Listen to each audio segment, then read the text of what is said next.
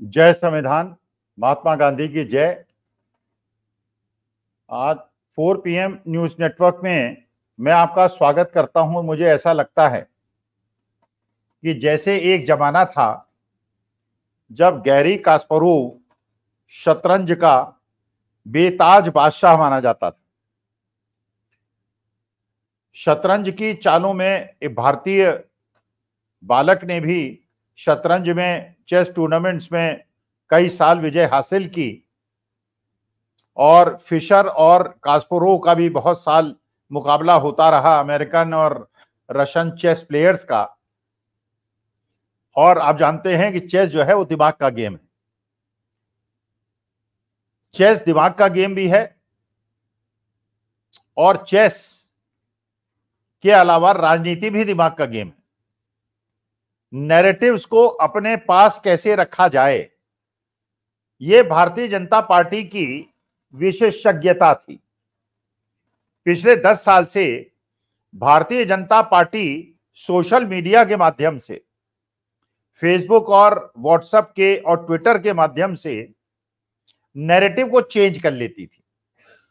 और एक बार अमित शाह ने कहा भी था कि हमारे पास लाखों व्हाट्सएप के यूजर्स हैं, एक एक व्हाट्सएप के आईटी सेल के लोगों का और आरएसएस के लोगों का बहुत 100 ग्रुप के वो मेंबर्स हैं और हमारी सदस्यता करोड़ों में है।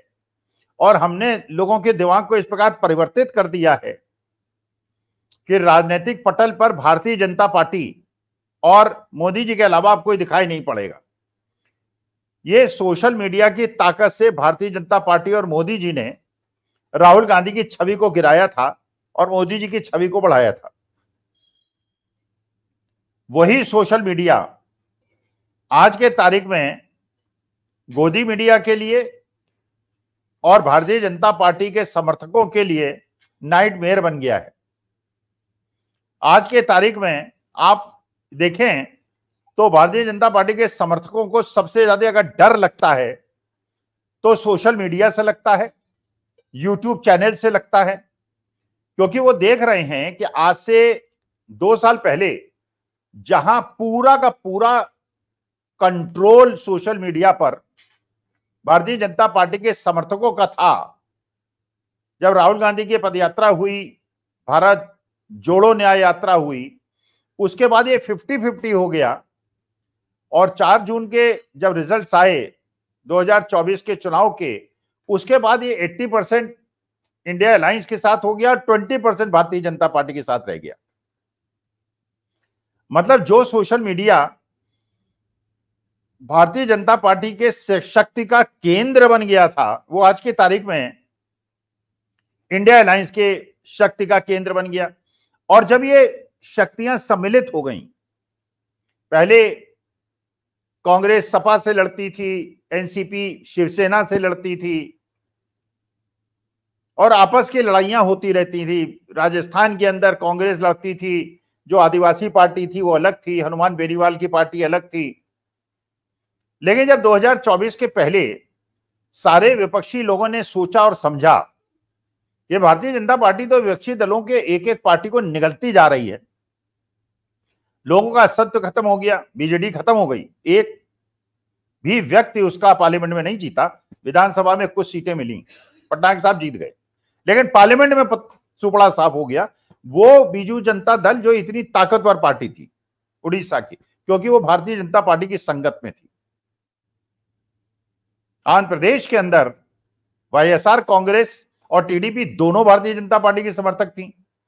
तो टीडीपी से तो चलिए गठबंधन कर दिया भारतीय जनता पार्टी ने और वाईएसआर कांग्रेस को छोड़ दिया। वाईएसआर कांग्रेस के केवल 4 सांसद हैं लोकसभा में, जबकि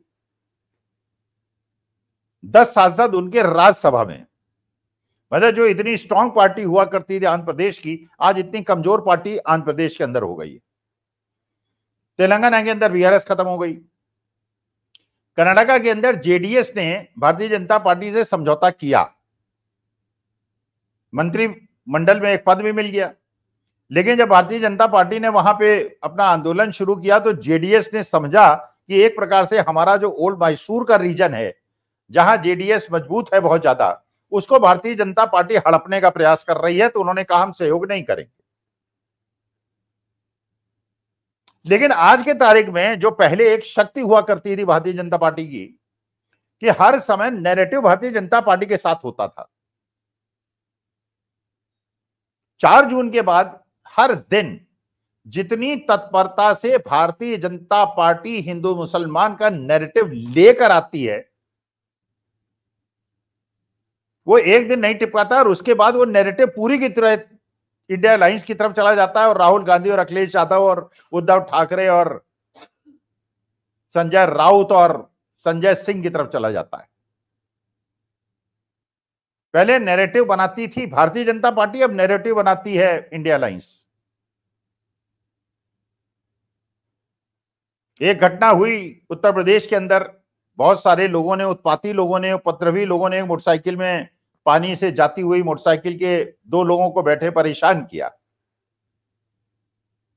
योगी जी ने विधानसभा में स्टेटमेंट दिया और 2 नाम लिए उन्होंने, केवल 12-14 लोगों में से। एक मुसलमान का नाम लिया, एक यादव का नाम लिया, जैसे इनके अलावा जो अखिलेश यादव के सपोर्ट बेस हैं, इनके अलावा लोगों की जातियां और धर्म बताने का उन्होंने आवश्यकता नहीं समझी। 2 नाम लिए, लेकिन बाद में पता चला कि उसमें सब धर्म जाति के लोग थे। वो भी धर्म और जाति के लोग थे जो योगी आदित्यनाथ के समाज के लोग थे, और भारतीय जनता पार्टी के जो सबसे स्ट्रांग बेस है उनके लोग भी थे, केवल यादव और मुसलमान नहीं थे। अयोध्या के अंदर एक रेप हुआ, बहुत दुर्दांत रेप हुआ, कठोरतम दंड मिलना चाहिए उस आरोपी को, लेकिन उसको प्रोजेक्ट किया गया जैसे ये कोई हिंदू मुसलमान का मुद्दा है, नाम को उभारा गया। अरे उन्नाव के अंदर एक ही समाज के 2 लोगों के बीच में इस प्रकार की कार्रवाइयां हुई। यही लखीमपुर खीरी के अंदर एक हिंदू नेता के बेटे ने हिंदू और सिख किसानों को कुचल के मार दिया। बिजनौर के अंदर एक उसी समाज के, मतलब उसी धर्म के लोगों ने, एक समाज के लोगों ने दूसरे समाज के लोगों को पहले रेप किया और उसके बाद उसकी हत्या कर दी और बाद में 12 बजे उसकी लाश पुलिस वालों ने जला दी। तो उसके धार्मिक रंग देने का मतलब यह था कि हिंदू मुसलमान का नैरेटिव बना दिया जाए। लेकिन अब क्या हो रहा है, आज की तारीख में क्या हो रहा है, जिसकी वजह से भारतीय जनता पार्टी को सोशल मीडिया से डर लगने लगा है कि नैरेटिव चला जाता है दूसरी। अब राहुल गांधी ने कल अचानक रात में एक ट्वीट कर दिया, एक्स पे लिख दिया कि मेरे घर पे ईडी की रेड होने वाली है, ईडी की रेड होगी, ईडी के अधिकारी आएंगे, मैं उनको चाय और बिस्किट खिलाऊंगा और they will be my guest and they will be treated well. और ये मुझे ईडी के विश्वस्त सूत्रों से पता चला है। अब नैरेटिव पूरा चेंज हो गया। अब सारा का सारा गोदी मीडिया और सारा ओटीटी प्लेटफॉर्म राहुल गांधी पे डिस्कशन कर रहा है। और ये सोशल मीडिया इतना स्ट्रांग हो गया है और देश को प्यार करने वाले इतने ज्यादा कन्विक्शन के साथ काम कर रहे हैं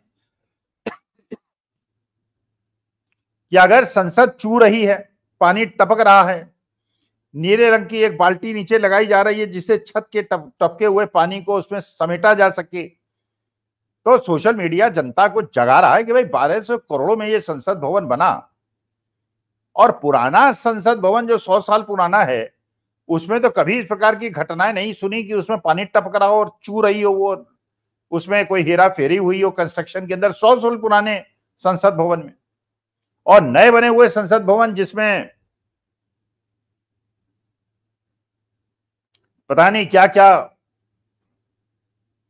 पाखंड करने का प्रयास किया गया, वो संसद भवन जो 1200 करोड़ में बना वो चूने लगा, टपकने लगा। हमारे घर नहीं चपकते, जैसे हमारे घर तो छोटे मोटे होते हैं, फ्लैट्स होते हैं, कोठियां होती हैं, मेरे पास तो फ्लैट है, बाकी बात कोठियां होंगी, लेकिन संसद जो सबसे सुरक्षित स्थान होना चाहिए, पहले आज तक संसद के इतिहास में कभी नहीं हुआ कि लोग जो है संसद के अंदर घुस जाएं। एक घटना हुई थी अटल जी के जमाने में, उग्रवादियों ने संसद भवन पे आक्रमण किया था, लेकिन वो संसद भवन के अंदर नहीं घुस पाए थे।